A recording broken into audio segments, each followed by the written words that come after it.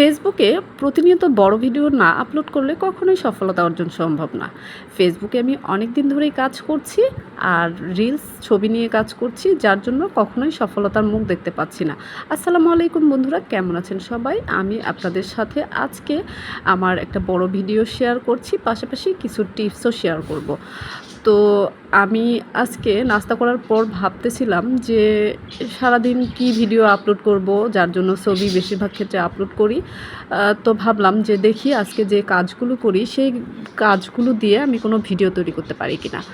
তো রেস্ট করার পর আমি কাপড় ভাঁজ করতেছিলাম, কারণ গতকালকে যে কাপড়গুলো ধোয়া হয়েছে এগুলো ভাঁজ করা হয়েছিল না, সেগুলোই ভাঁজ করছি। এগুলো পরে আয়রন করব, এখন শুধু ভাঁজ করে রাখলাম।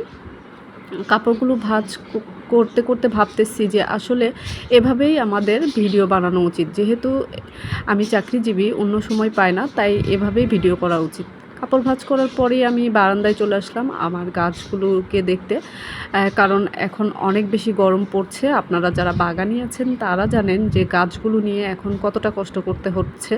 2 বেলা পানি তো দিতেই হচ্ছে, তারপরেও অনেক গাছের অবস্থা খারাপ হয়ে যাচ্ছে।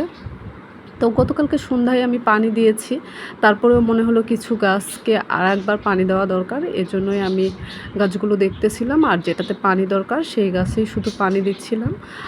মাশাআল্লাহ, দেখুন আমার গাছগুলো এত গরমেও খুব সুন্দর আছে। আশা করি আমার গাছগুলো ভালো থাকবে।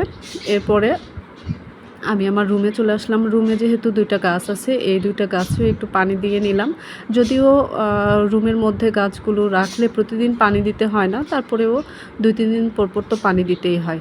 এরপরে আমি আমার রান্নার কাজে চলে আসলাম।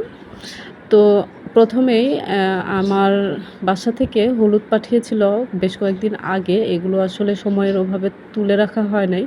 যেহেতু এই হলুদটা সারা বছর চলে যাবে, তার জন্যই আমি সুন্দর করে হলুদটাকে বয়ামে ভরে রাখতেছি, যেটা আমি সারা বছর খেতে পারবো। এই হলুদগুলো কিন্তু অনেক ভালো, অল্প দিলেই আসলে খুব সুন্দর রং হয়, কারণ এগুলো একদম বাড়ির খাঁটি হলুদ। আর হলুদগুলো তুলে রাখার পরই আমি আমার রান্নার কাজে চলে যাব।